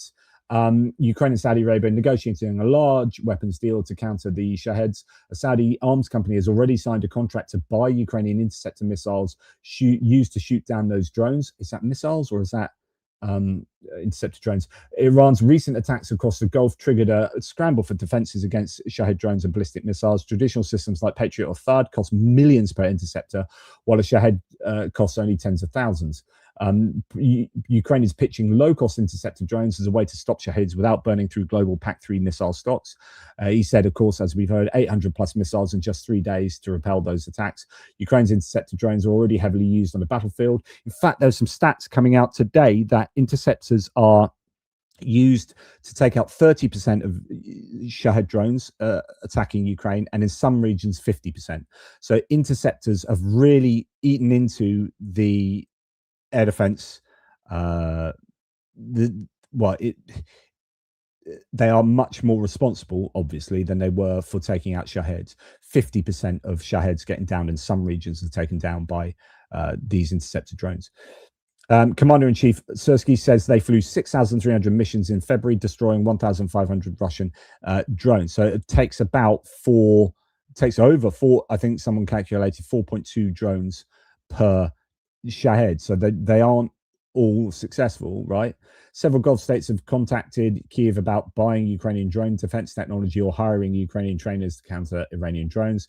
But Ukraine remains cautious about exporting interceptor tech during the war due to risk of leaks and strong Russian influence in the Gulf region. So they don't want their tech getting to the Russians. Now, we also hear that not just the Saudi state, but the Saudi company here, Aramco, huge, biggest oil company in the world, is it not, is in talks with Ukrainian companies Skyfall and Wild Hornets to purchase interceptor drones to protect oil fields and attacks by Iranian drones. So they are going, as companies are going, maybe company to company. Saudi Arabia is also discussing cooperation with Phantom Defense, which produces electronic warfare systems to suppress these drones as well. But of course, you don't want that tech getting to Russia. And the UK is now exploring the possibility of using interceptor drones developed as part of its support for Ukraine to protect shipping in the Strait of Hormuz. So we are producing the Octopus drone in the UK now. That is one of these interceptor drones that is being built under license in a number of places. London is in no rush to send large ships to, and is considering technological contribution, drones for mine clearing and drone interception. So the UK could send mine hunting drones to the Strait of Hormuz. So actually not just interceptor drones, mine hunter drones here, saying Ed Miliband says the UK is intensively looking at working with allies to reopen key shipping lane as military leaders are understood to be reviewing their options. I presume that is like we've got a range of options, but one of the options we don't want is to send ships to the Strait of Hormuz. It's emphasized that Ukraine remains a top priority for these systems, and discussions for their use in the Middle East are merely an additional option, given the understanding that Russia and Iran are allies working together and sharing the same strategy for deploying Shahed-type drones. Okay, a quick couple of points on just the military-industrial complex around Europe. We've already talked about how Ukraine is now importing a massive amount of weapons from around the world, but they're also starting to export weapons as well. The Russian military-industrial complex is collapsing in terms of exports. The UK defence exports have grown as Europe becomes a top market. So the UK secured defence export orders worth £13.2 billion in 2024, with an increase of around 10.4% compared with 11.9 billion recorded in 2023. So that's, I guess, good news, as Europe is good news for UK industry as Europe tools up. They are doing well. Now, Trump's sons, Eric and Donald Trump Jr., have backed a drone startup, Power Us or Power US, which is in talks to acquire Ukrainian drone manufacturers or license their technology for US production. So it's funny how these guys, Donald Trump Jr., slagged off Ukraine for so long. Oh, slagging off Ukraine, are you? Oh, talking the talking points, the Russian talking points, and now he's like, oh, can we build your stuff under license? Oh, you guys, turns out you're good at doing this stuff. I'd be like, sod off, mate. Take a long walk off a short pier. Seb Johnson here says the UK and Ukraine have just minted their first ever defense unicorn. So it's based in the UK. So it's technically a UK defense unicorn, but it's actually run by, I think, nine Ukrainians? Founded by Ukrainians, so it's being counted as both countries. It's already profitable on bookings that it says in the a unicorn, by the way, is a company that's valued, a startup company that's valued at $1 billion, I think is the definition of a unicorn. And this is a first ever British defense unicorn, or British Ukrainian. It's already profitable on bookings that it says are in hundreds of millions of dollars. UForce develops autonomous systems across air, sea, and land, and has supported more than 150,000 missions during the war in Ukraine. It's just raised a 50 million seed and at a $1 billion valuation. This makes it technically the UK's first ever defense unicorn, although the fact that it's Ukrainian founded means it's being counted as both. It makes it Europe's defense third unicorn of 2026, alongside Harmattan and Stark. Europe is waking up and finally backing defense companies in a meaningful way. And of course, it's linked to Ukraine, arguably, or at least that one is. Ukraine's F-drones have been selected to supply the Pentagon. I said I'd return to this idea. Chosen from dozens of competitors, the New York Times reported. The company makes FPV drones, the F7 and the F10, and the F7, that's going to be confusing with the FP7. F7 and the F10, and the Litavur Shahed interceptor. The F7 was rated the most effective drone on the front in 2025. Interesting there. So that's all happening. Okay, now we're going on to the last section. I have really boshed through this. Yeah, I didn't want to go down this rabbit hole, but Cheryl's quite rightly pointing out that there's a lot of potential grifting and insider just ability to get contracts here. Don Jr. and Eric have started their own offensive and defensive drone business with an eye on government contracts. Power Us, you read my mind, couldn't type fast enough. So you talked about that, but they're in the right place to Nikki, good to I haven't heard from you for ages, Nikki. I like unicorns. Thank you. Yes. Good stuff. Don Jr. and Eric, they're in the right position to just make sure they get a bunch of contracts with their mate Pete Hegseth in the Pentagon. Okay, final section here. Zelensky, our intelligence, this is on Russian stuff going on. Our intelligence reports that because of all the sanctions, as well as because of our long-range strikes on Russian energy infrastructure, Russia is facing a deficit of over $100 billion in 2026 alone. But now we see that they have made about $10 billion in 2 weeks of the war in the Middle East. So they were going to make a $100 billion deficit this year, but they've already recouped 10% of that in 2 weeks in the Middle East. That's what Zelensky said. That is how much the Iran war is helping out Ukraine. Helping out Russia, sorry. My goodness. Okay. A Western intelligence official says Russia is giving Iran specific advice on how to use drones based on tactics from the war in Ukraine, according to CNN. The guidance reportedly includes strategies for targeting, coordinating drone attacks to evade air defenses. So again, so many entities now saying that Russia is definitely providing Iran intelligence. Dara Masako, interesting report from CSIS on the expansion of Russia's drone factory that manufactures grand drones, Shahed drones over time, noting some of the site protection mechanisms as well. This is why Yellow Buga has not been, I think, attacked, is because they are defending it, I think, probably to the max. Let's just dip into this. The Yellow Buga drone factory in Russia is a real-world example of the deepening collaboration between the so-called CRINC countries of China, Russia, Iran, and North Korea. The factory allegedly uses Iranian designs and technology, Chinese dual-use components, supply chains and logistics, North Korean labor. Since late 2021, it has expanded from 2 buildings under construction to a 17-facility complex comprising up to 116 buildings, encompassing over 2,820,000 square meters of space, 2.82 square kilometers, and 67 finished housing units that could house approximately 20,000 workers. This place is huge. It needs to be bombed by an A-10 Warthog. Just needs carpet bombing this. And it's possibly why they haven't tried to hit it with missiles, is because, like, where do you hit it? Like, it's huge. You can pause the video and look at all these different areas and what they do. But this place is like its own town now.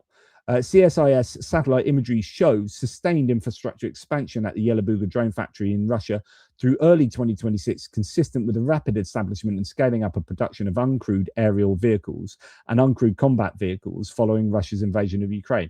I think Ukraine is just going hard on taking out chemical factories that provide the explosives. You can build as many of these you like, but if you can't put explosives on them, then you can make this as big as you like, but it's going to be effectively useless. So Ukraine is just like, well, what can we blow up that isn't 1,300 kilometers away and has loads of air defenses around it? Any North Korean involvement with the Yellow Buga factory would likely expose Pyongyang and Russia's wartime drone production experience and technology, which could be valuable to North Korea's expanding drone and counter-drone program.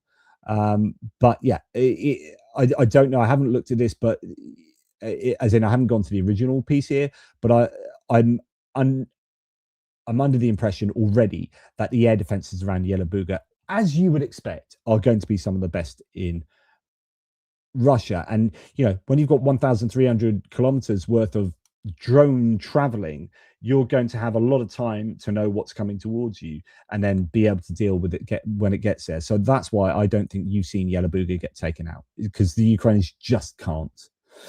So they go for what they can take out, that this process is contingent upon to produce a final drone. Texas Instruments, Intel, found in Russian glide bomb wreckage. Russia's UMPK turned Soviet-done bombs into 200-kilometer range precision weapons, 71% Western-made electronics inside.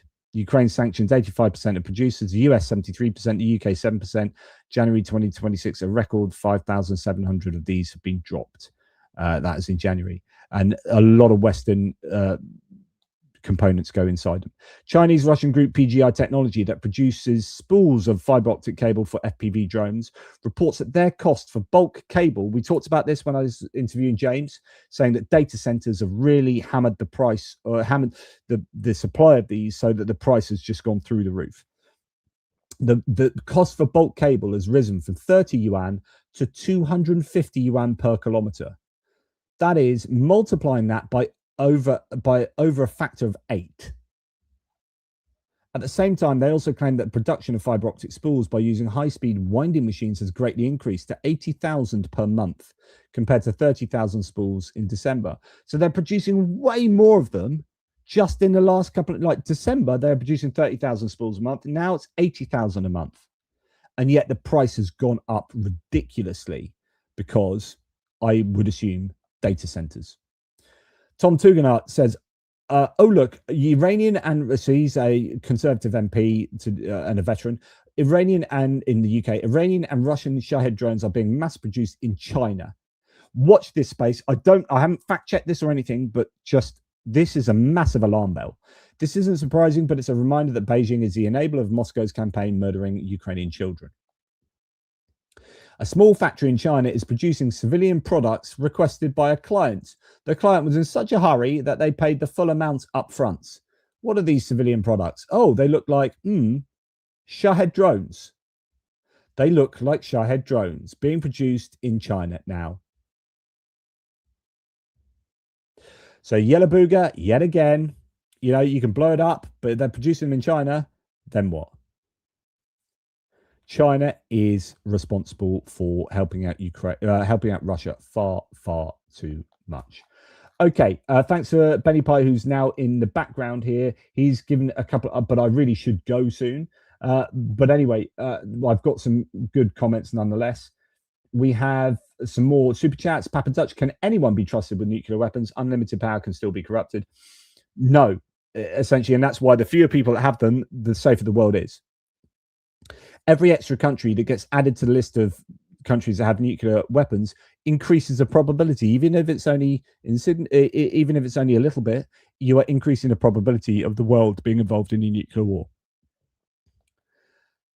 Ukraine have all the cards. Who's popping? Well, they certainly have some cards. Cheryl Watley, Trump has followed his buddy Putin into the same trap with his SCO, distance bombing harassment with no possibility of moving forward on the ground. Iran has drones of every type. I think it's not looking like the Iran war, outside of like the military destruction of the stuff, which is quite impressive. The Americans have done a good job there, but I think all the other aspects of the war are pretty disastrous, and it's going to be very costly for the US, but also costly for everyone because it's inflationary. More than anything, that war is, you know, the way that it affects the world is cost of stuff going up, and energy affects the cost of other things, right? It's you know, if your energy is more expensive, then since you need energy to produce anything, your production of anything is going to go up. Goose Springsteen, hey mate, just showing a little bit of love, JP. Thanks, buddy. Nearly payday, so I return in force with Gammon in the not too distant future. Thank you for all that you do. Thank you. Thanks for your support, and I really appreciate it, Goose. Cheers. Paul Ross, it's beyond me that Ukraine hasn't truly received the status of protect at all costs for innovation. They're invaluable. Yep. Antonius Pius, I hope I see the day when the entire coalition of the willing stands together and gives Trump a big middle finger. It's going to be very interesting to see how people like the UK, countries like the UK, respond to Trump's demands for us to go and help them. And he said an even worse one today. He even used the word demand. You know, if you can, if you would like to, but actually we demand it, or whatever the phrase was. He's demanding help from allies that he's just slagged off a week ago. In the UK's case, you slagged us off a week ago, and now you want our help. When we offered them, you know, you're like, we don't need it. Johnny come lately. You used to be a great ally. Now you're not. So you insulted us, and now you're saying we need to. You demand that we come to help you. I hope that we say screw you. And I wonder if, like, we'll do things like provide drones that we're producing, so to help our industry out, we can provide mine hunting drones. That's the sort of thing that I think the government's quite clever to do. So if Ed Miliband says, well, we're not going to produce, we're not going to send out ships there, we don't want to get involved in a long protracted war, but what we can do is provide mine hunting drones. That I'll be on board with that. That's a good get out there. I hope we don't capitulate. I hope we all stand strong and say, this is your war, you started it, you finish it.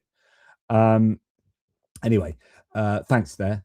Paul Ross again, it's not that Trump doesn't know anything, rather that he will deny everything in regard to the assistance supplied to Ukraine. Yeah, sometimes I think he doesn't know stuff, and sometimes I think he's also just a big liar.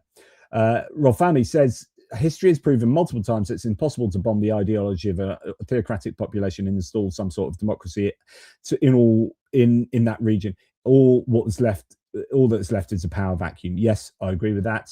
Michael Gowdy says satellite images of the UAE airbase reveal possible heavy losses after Iranian attacks. Yeah, I saw a little bit on this. There might be some, and I think, are Americans set there? Like, do they have equipment there as well? Steve McGowan says Ukrainian drones protecting Russian oligarchs in Dubai. There's a horrible irony there, a horrible situation. Europe gets little from the region. Why should Europe protect the Straits? It does affect us with knock on, because all fuel goes onto the global market, and so it does affect us just indirectly. and fertilizers and stuff like that. But point taken. Steve, playing devil's advocate, only that the run on effect is massive global inflation. Yeah, so that's my point. So there is an argument for helping defend. Yeah, exactly that. Thanks to Wizard of Ooze there. Papa Dutch, thanks to the super chat. Ukraine can now reach out and touch someone in the Caspian. I noticed this is the Russian highway to Iran and is the back road between them. Yeah, we've seen ships and we've seen oil rigs or gas rigs. I don't know which ones they are. Attacked in the Caspian, and as well a tanker was attacked there as well. So yeah, that's interesting to see. Papa Dutch again. Hey people, this is where I come to life. I love to suggest wild ideas online because I know someone can do something with those ideas. Well, thank you for your ideas and thank you for your super chats, Papa Dutch. Really appreciate it. Right, look, that's the end for me. I really appreciate all you. I'm sorry I was a bit sensitive earlier and got a bit uppity with Rock Butcher, I think it was. But I don't think I was saying anything that needed like derision particularly. I just like one meter is more accurate than 14 meters. And if you're trying to fire things accurately, like trying to hit a bridge, trying to hit a building, then 14 meters can make a difference. That's all I was saying. So sorry if I was a bit, sensitive and whatnot. It's been a long day.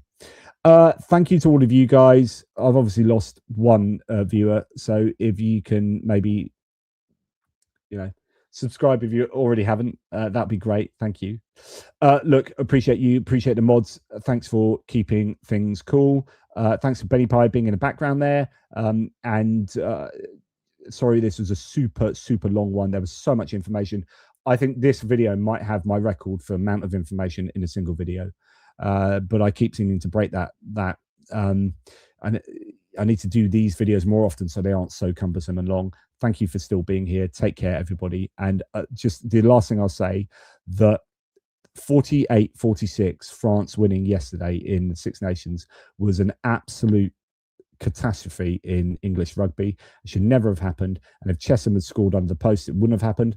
But he just ran it down and just did this dive, and come on, that was silly. And basically we should have won that anyway. We scored more tries than them. France, you were lucky. They won the Six Nations, so whatever. So almost the last thing I say, Moggy, thank you is the last thing I'm going to say. Thank you, Moggy, legend. Thank you to all the super chatters. You are super generous. Take care, everybody. Big love. Toodle pips.